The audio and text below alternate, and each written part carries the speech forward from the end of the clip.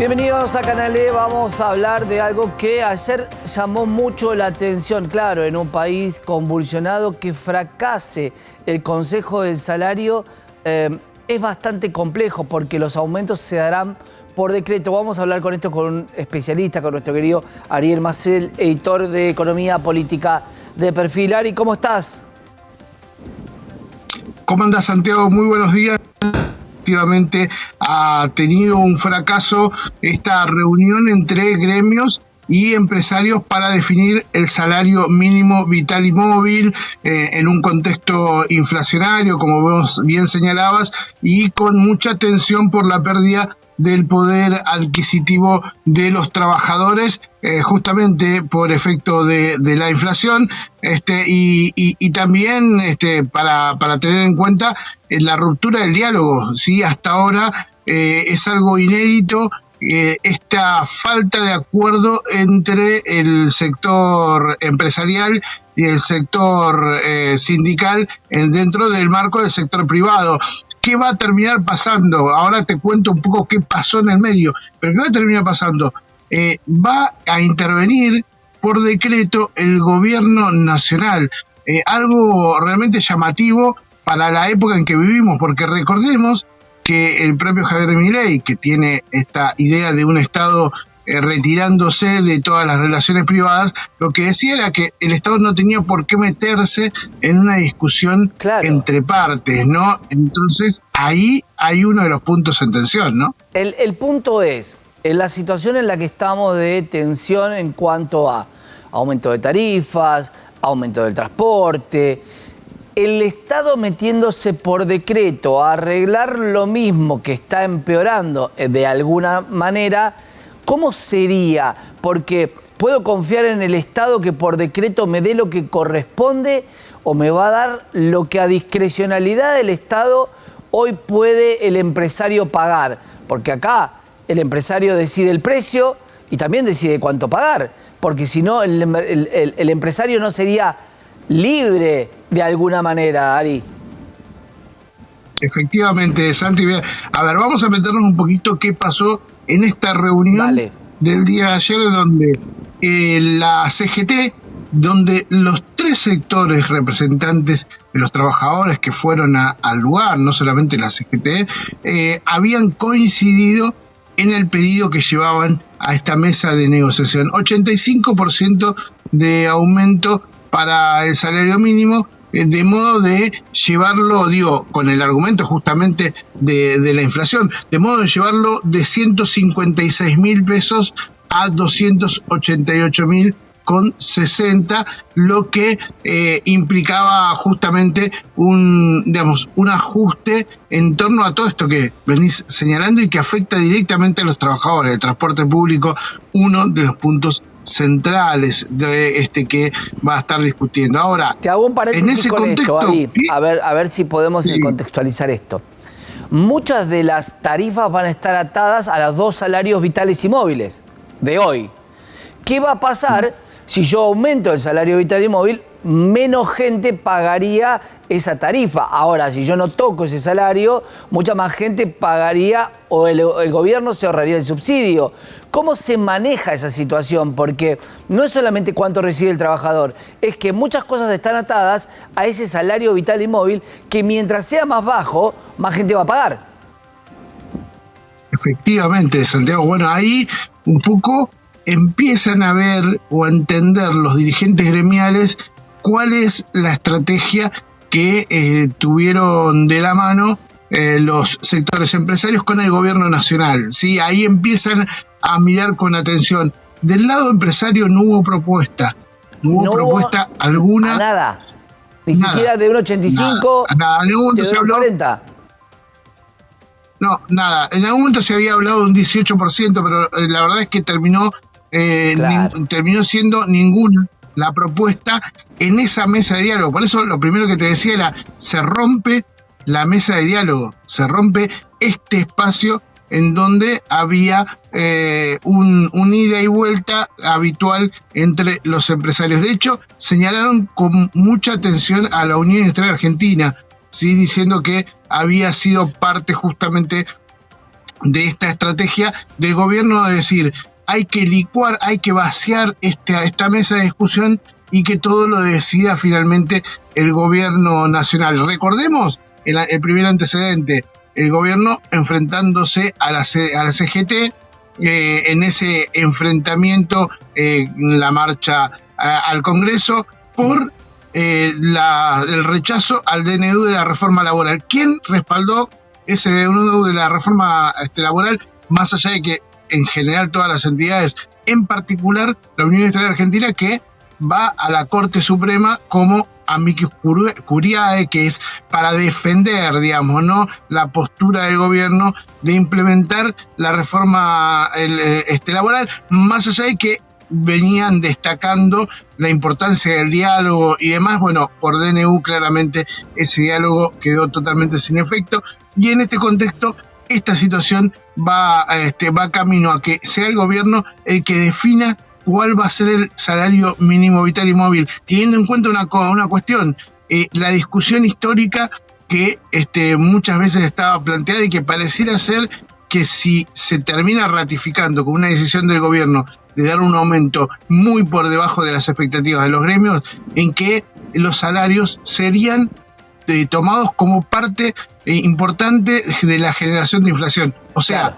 cuanto más aumento salarial, más traslado a precios, ¿no? Y de algún modo empezaría a generar, o por lo menos a tomar una postura sobre una de las discusiones económicas habituales que hay en torno a los argumentos inflacionarios. Y por otro lado, Santiago también tiene en cuenta de profundizar el efecto licuadora, ¿no? Claro, lo que pasa, Ari, que trabajadores. Hay veces que nosotros entendemos que el salario es inflacionario y no el 200% en la tarifa de gas o de electricidad. Entonces ahí es donde hay que tratar de ser ecuánime. Si alguien se sienta en una mesa a discutir un 85 que es acorde a la inflación y alguien te ofrece un 18, no hay punto de discusión. El gran problema ahí es que el que tiene el sabot o que tiene la sartén por el mango es el empresario, porque lo que va a determinar seguramente es empezar a dejar en su plantilla el personal necesario, y quien trabaja va a trabajar por dos. Esto implica que lamentablemente, si no hay un acuerdo y ni siquiera hay una contraoferta, seguramente lo que va a plantear el empresario es: yo voy a dejar gente en la calle. Y esto siempre fue así, Ari. Ahora, ¿qué va a hacer el decreto? ¿Cuánto va a ser el aumento del decreto? Porque si está más cerca del 85, el gobierno estaría más centrado en responder a lo que dice la CGT. Pero por otro lado se tiraría en contra de los empresarios que tan libremente quiere dejar. Entonces, ¿qué podemos esperar de ese decreto? ¿Por qué no puede haber un índice por el cual hay que ajustar el salario en la Argentina? Efectivamente, Santi, bueno, ahí está realmente la incógnita. No tengo la respuesta porque la verdad es que desde el gobierno no dejaron trascender todavía cuál va a ser la idea. Ahora, lo cierto es que, mira, hace unos 10 años atrás le había preguntado a un empresario, un ejecutivo de una empresa muy grande de la Argentina, que esperaba como negociación paritaria para adelante, y me dijo con mucha sinceridad, dijo: si fuera por mí, 0%, dijo, ¿no? Como diciendo, esta es la forma digamos, cuanto más gane una empresa, mejor le puede llegar a ir en estas condiciones. Hay otro contexto, vos decías, van a amenazar con dejar personal afuera.